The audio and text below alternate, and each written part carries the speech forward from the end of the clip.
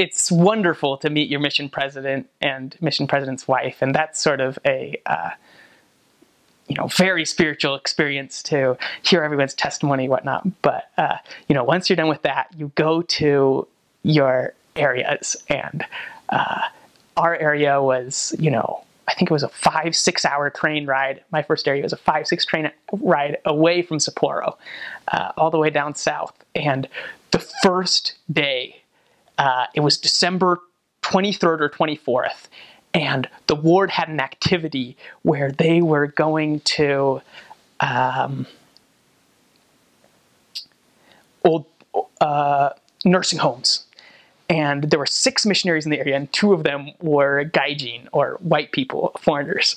And they had us dress up in Santa suits. And so my first day, I got to the mission field, the first day I was really thinking, okay, it starts now on. I was wearing a full Santa suit and trying to read along lyrics in Japanese. So that was a wonderful first experience.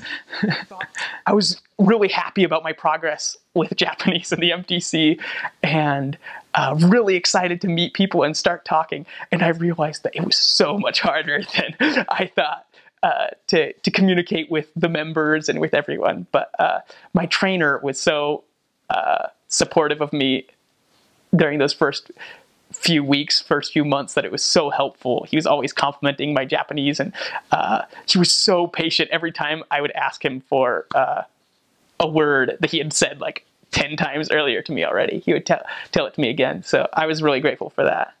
One of the things I felt so inspired by was my trainer's patience in helping me learn Japanese, and also his insistence that I, was speaking well.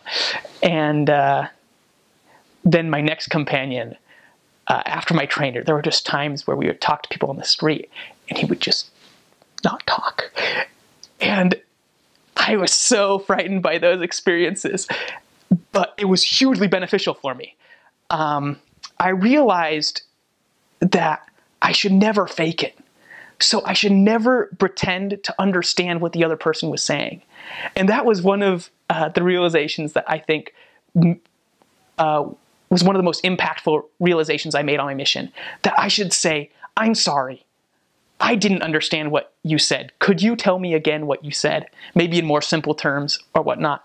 And that made a huge impact, because on my third transfer, I didn't feel super confident talking to people, but I felt like I could converse with people. And I would have to sometimes set the stage and say, sorry, you're playing a little bit over my head. Could we come down to a level I could understand?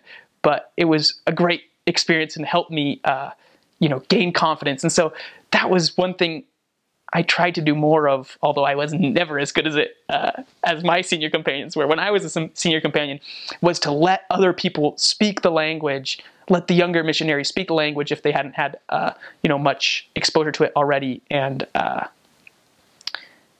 give them opportunities to use it and discover themselves in a new language. I also think that sharing the gospel is a very difficult thing in English.